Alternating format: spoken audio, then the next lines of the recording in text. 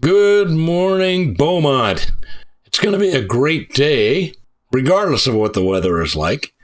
And also I want to remind you, if you like these broadcasts, please send me an email, doc@freedom1300.com or doc@greenmedia.com. That's Greene, Greene.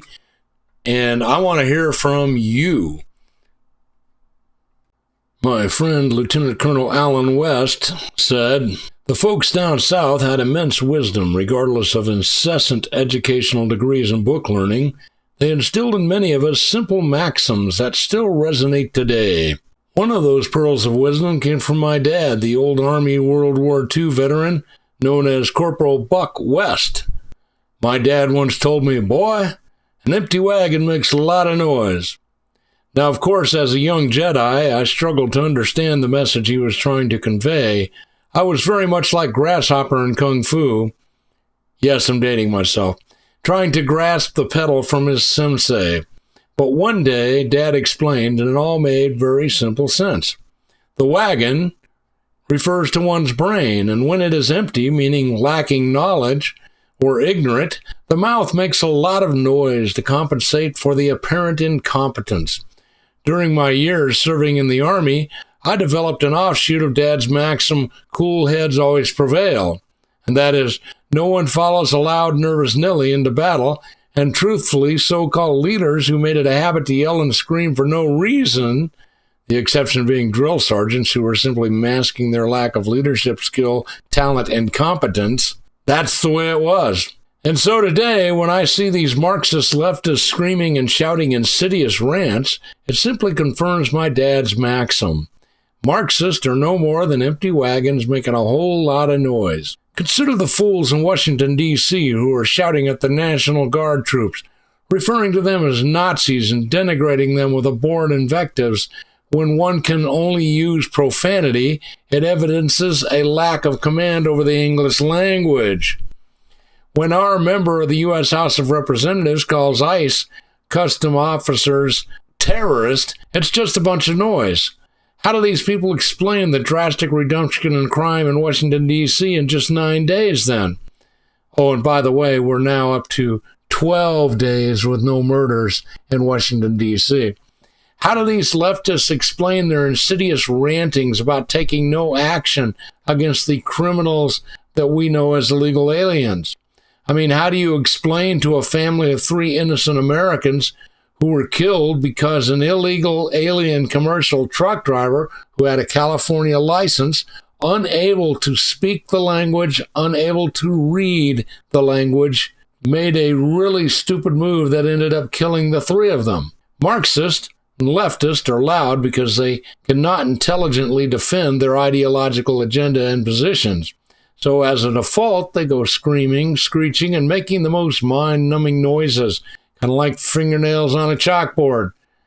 It's a very weak attempt to coerce, but mostly hide the fact that they are simply representative of their party mascot, the jackass, who makes distressing noises as well.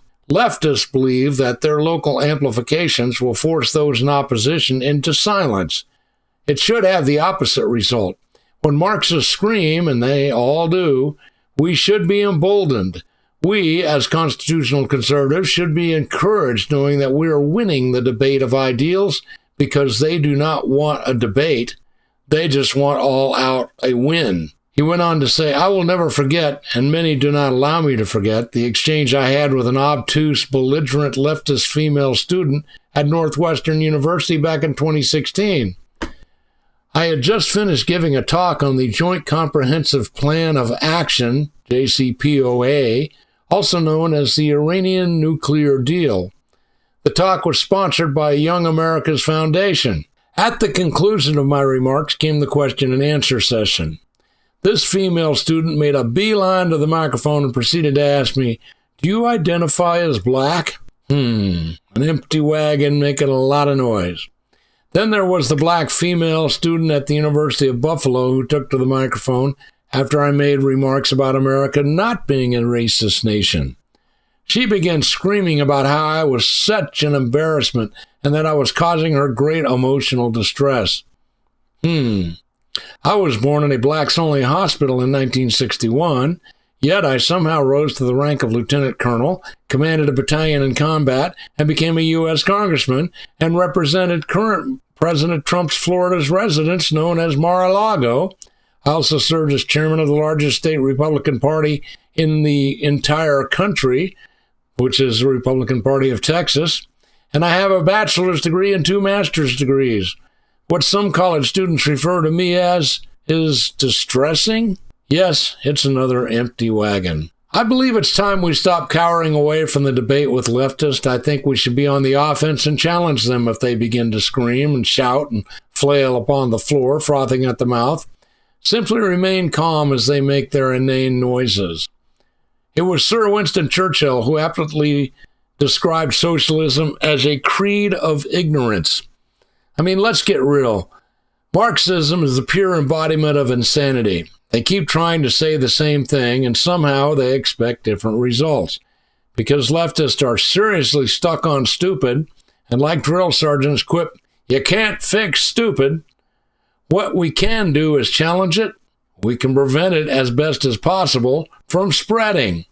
Some 2.1 million over the last 4 years have individually corrected their stupidity, abandoned the Democrat Marxist Party, and become Republicans. Maybe, just maybe, folks are realizing that government control of the economy means government control of productions, which means the eradication of private property rights, the decimation of our nation's sovereignty, and it is also guaranteed to lead us to poverty. Defending criminal, illegal aliens and government-run grocery stores are simply dumb ideas that emanate from empty wagons. So the next time some delusional, deranged Marxist starts screaming and yelling at you, stay calm, smile, and realize that you can't reason with an empty wagon. Well, I want to thank you, Lieutenant Colonel Allen West. I count him as a friend, and I see him as a great man, by the way. He's done incredible things, and I pray to God he's not done doing those things. As you've no doubt heard on the news, a young guy shot up a Catholic school yesterday. He's killed several people, at least 2 that we know of for sure.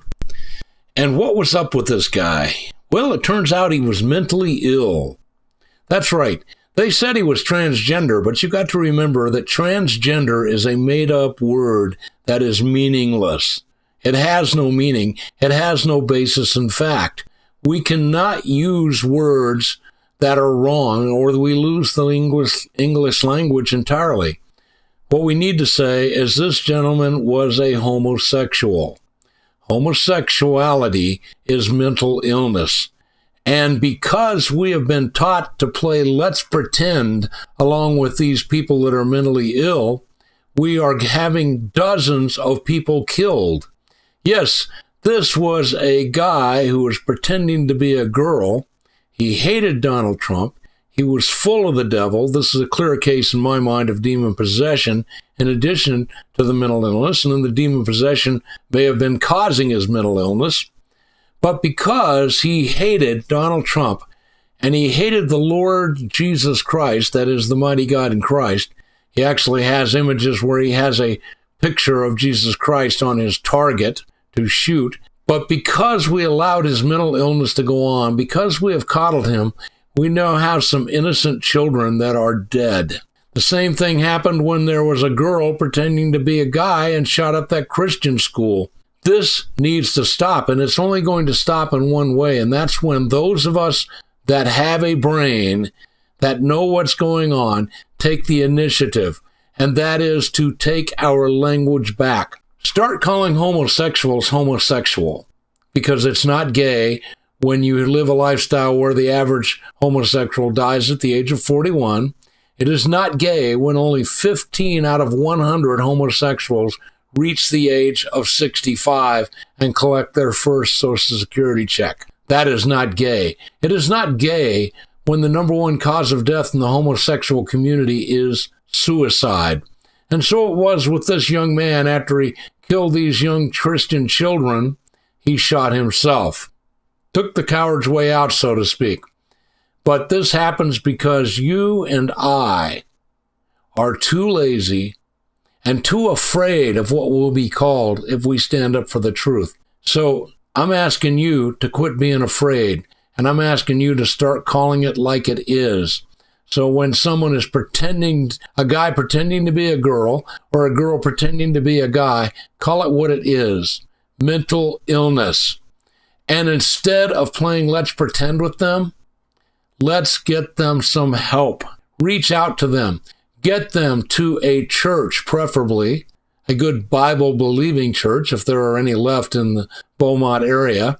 And number two, if the Bible-believing church isn't an option for you, maybe you don't even believe there is a God, then get them to a mental health professional. But you need to find a mental health professional who knows that transgender is a made-up word and that homosexuality is mental illness, because unfortunately, there are a lot of those medical psychological professionals that are perverts themselves. Just saying. And just an update in D.C., I've heard countless black men and women that have made videos now talking about how happy they are that Donald Trump has brought law and order back to D.C. They went 12 days without a murder before they had one yesterday. A guy was shot about 1 or 2 in the morning and died on the way to the hospital. But this current streak of no killing, it's the longest they've had in years. So far in Washington, D.C., they've had over 100 people murdered this year. I mean, that's nothing compared to Chicago, where they could have that many people murdered in a weekend.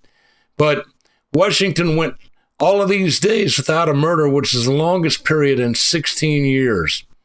So we're pretty happy about that. The last recorded murder in August 13th, and of course in yesterday. But the D.C. locals said they felt the presence of the agents, and they felt like it was stopping lawbreaking in D.C. So we're pretty happy about these things. They had to concede that the federal officer's presence has been great for reducing crime. And I've heard any number of people talking about how now they're not afraid to use the mass transportation anymore. But Washington's murder rate was 26 per 100,000 in 2024, though they may not have accurately reported that. So this is pretty good. Anyway, we just want you to realize if you want to solve the crime problem, you just simply have to start arresting people and putting them in jail. And then when they're found guilty, keep them there.